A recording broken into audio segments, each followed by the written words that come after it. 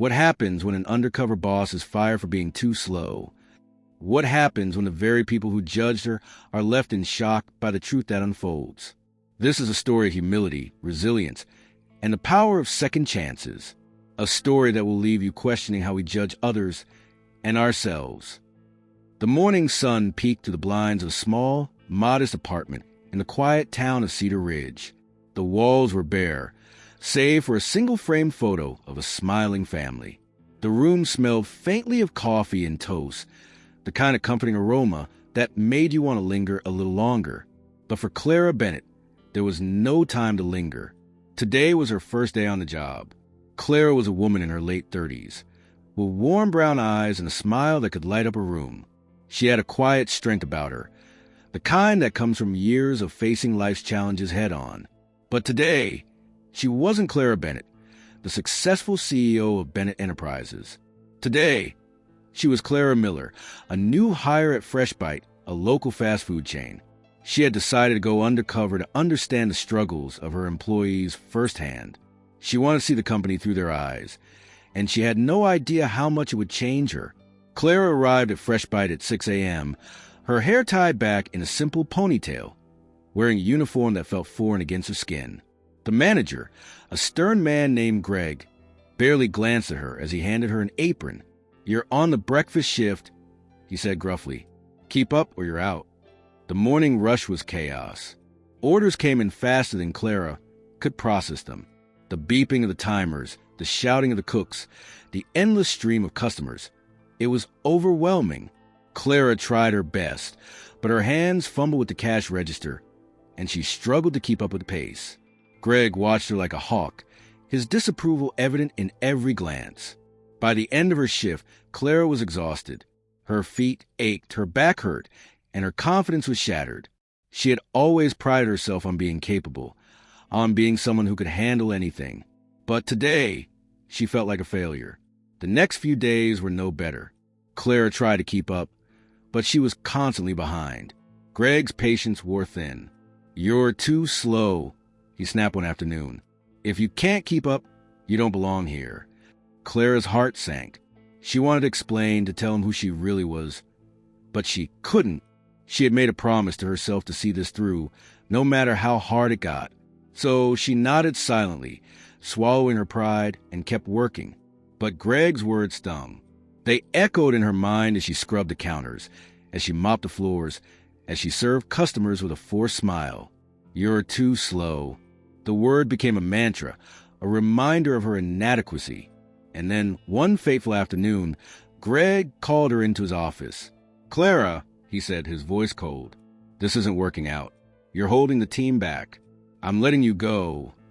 Clara felt the weight of his words like a punch to the gut. She wanted to argue, to plead for another chance, but she knew it wouldn't change anything. So she nodded, her eyes brimming with tears, and walked out of the restaurant for the last time. That night, Clara sat in her apartment, staring at the photo of her family. She thought about the employees at Fresh Bite, about the struggles they faced every day. She thought about Greg, about the pressure he was under to keep the restaurant running smoothly.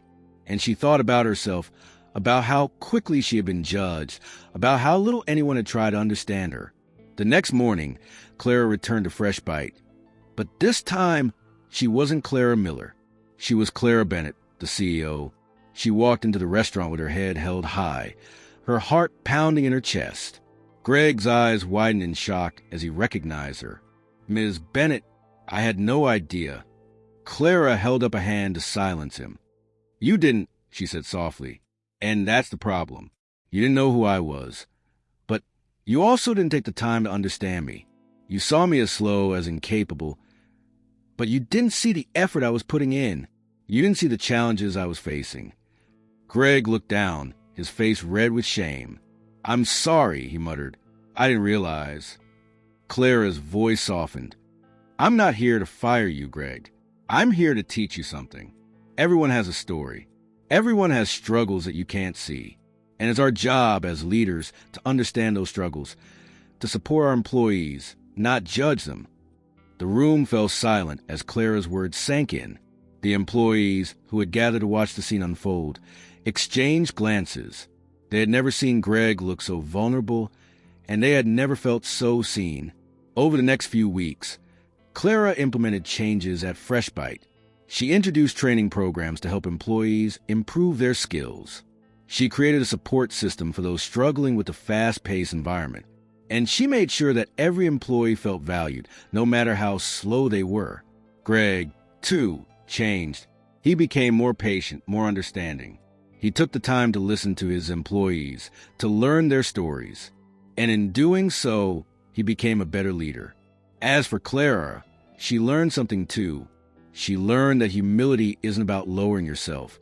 It's about lifting others up. She learned that true strength lies in vulnerability, in admitting your mistakes and striving to do better. And she learned that sometimes the greatest lessons come from the hardest experiences. The story of Clara Bennett, the undercover boss who was fired for being too slow, spread throughout the company. It became a reminder to everyone that success isn't about how fast you can go. It's about how far you're willing to go to understand and support those around you. And so, the story ends with simple truth. We are all human. We all have struggles, and it's only by understanding those struggles that we can truly succeed together. Moral of the story: never judge someone by their speed or their struggles. Take the time to understand their story, and you might just find that they have more to offer than you ever imagined. True leadership is about empathy, patience, and the willingness to lift others up. Before we wrap up, I want to take a moment to thank you for joining us on this emotional journey. Stories like these remind us of the power of kindness, courage, and standing up for what's right. If this story touched your heart, made you think, or inspired you in any way, let us know in the comments below. Tell us where you're watching from.